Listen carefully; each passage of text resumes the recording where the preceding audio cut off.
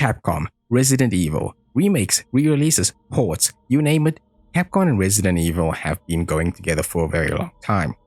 But in recent years, I've seen how Resident Evil and Capcom have not only shown other developers and other companies that you can not only go forward with a franchise, but you can also go backwards, delving into its roots.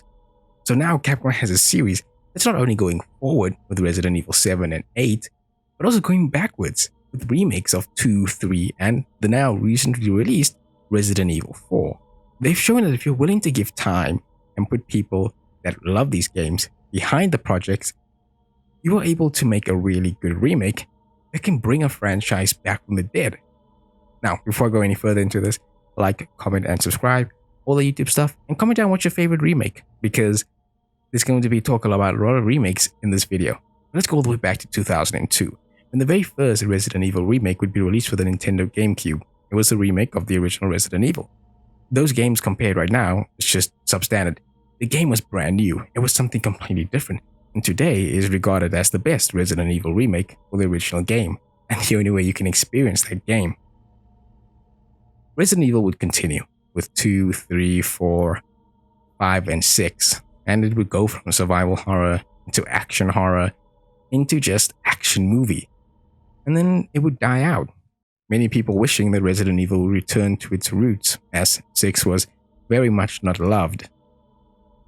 And then in 2016, an announcement came out of nowhere at E3. Resident Evil 7 Biohazard, and many fans rejoiced. A return to form for Resident Evil.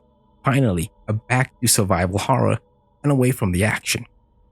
Then in 2017, Resident Evil 7 would release to high praise. It had a whole new protagonist, kind of a new story, and just overall a really good Resident Evil game.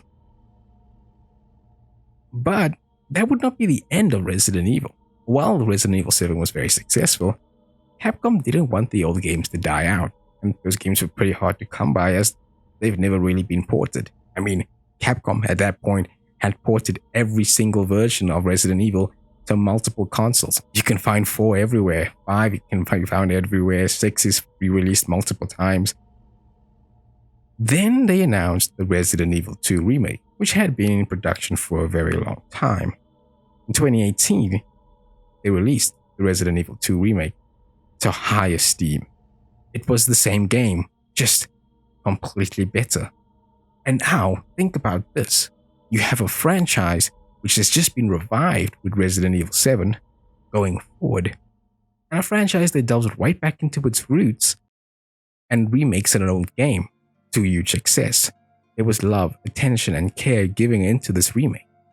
To me, it was crazy that a franchise is going not only forward, but backwards. Because let's face the facts, 7 has its own story going on. It doesn't really connect with the past Resident Evils. It doesn't even really have a face from those past Resident Evils, except for like Chris Redfield. You don't get Jill Valentine, Leon Kennedy, Claire Redfield. None of those characters even pop up. Heck, Umbrella pops up, but in a weird way.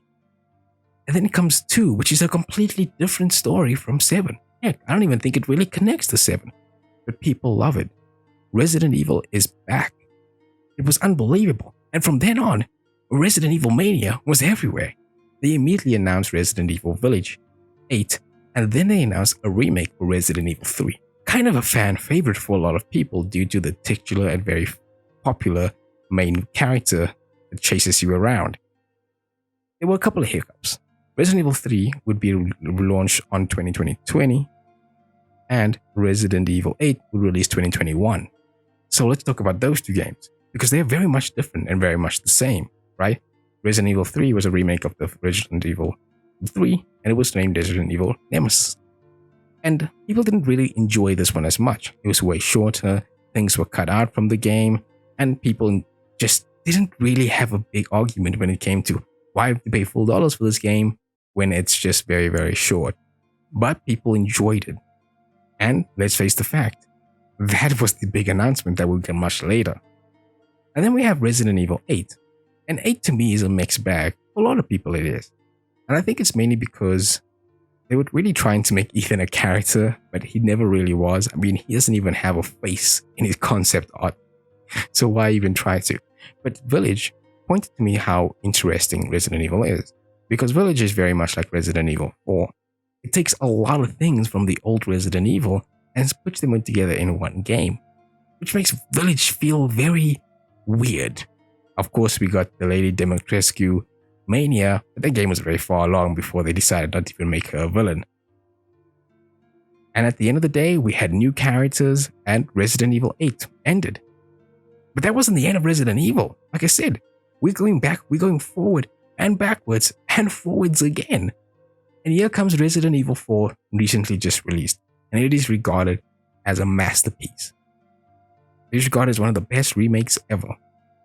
And so I point the question, Capcom have shown you what you can do if you're going to remake a game, to remake a franchise, to go back and say, let's do this game almost one for one. Let's just make certain things better to fit modern gaming, but still keep our style. Because Resident Evil doesn't play like any other game back in the day. I mean, right now, if you go for horror games, nothing really plays like Resident Evil. It's very much its own entity. And these remakes has shown other companies what you can do. So we have a wide range of remakes that are really good and really bad. For example, really good, one-for-one recreations, Bluepoint Games, Shadow of the Colossus, Dark's Demon Souls. Those games are regarded as some of the best remakes out there. One-to-one recreations. Maybe slight additions here, maybe slight subtractions over there, but they are great games. And they bring a new audience in. Then you have the remakes that are also built from the ground up, but they lead to something new. Take, for example, Crash Bandicoot. Crash Bandicoot for years was dead. Then he was thrown in Skylanders, and he was never really seen again. That would be until the Insane Trilogy came out, a remake of the original 3 games, and that would eventually lead to Crash 4's release. So a remake that brings back an old franchise and then leads to its sequel. And Crash 4, by the way, is really, really good. Then we have remakes that are just plain on terrible. The GTA remakes, for example.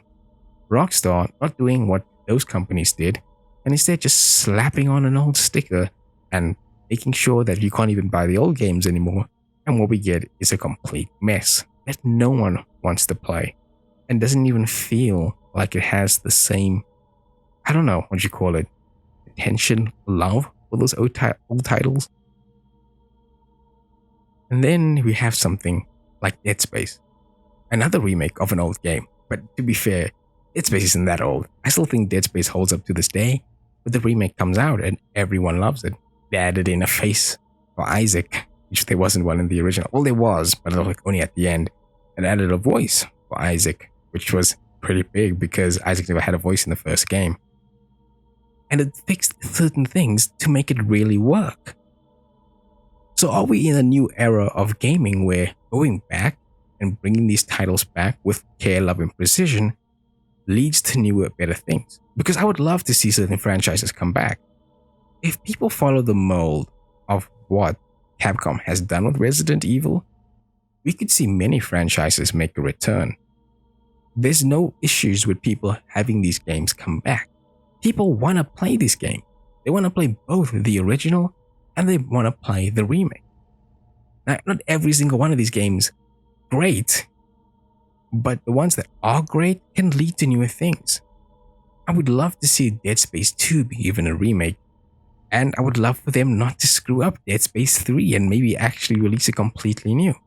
Will we get a remake of 5? Because let's face it, Resident Evil 5 was kind of a mixed bag. It was in a time where every single game just wanted to have multiplayer in a single player game.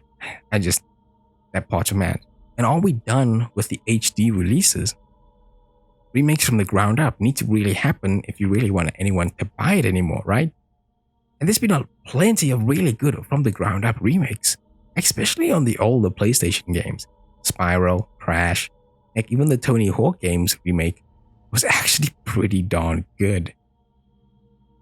I would love to see something like Splinter Cell make its big return, because Ubisoft has had that franchise lock and key forever. Just imagine a remake of the original Splinter Cell games. Oh my gosh, that would be so great.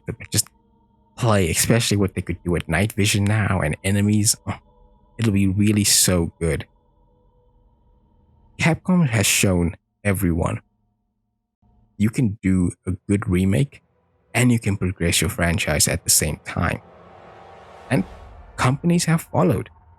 Companies have used these remakes to not only bounce them off to make new games, but also to see fan interest. Granted, Resident Evil is one of the biggest video game franchises out there that has touched every form of media when it comes to video games. Like, it's touched music, it's touched film, it's touched TV shows. It's the biggest film franchise for gaming ever. Granted, those movies, some of them are truly terrible, and that Netflix show is truly terrible, but I think you've made it when you have a terrible Netflix show.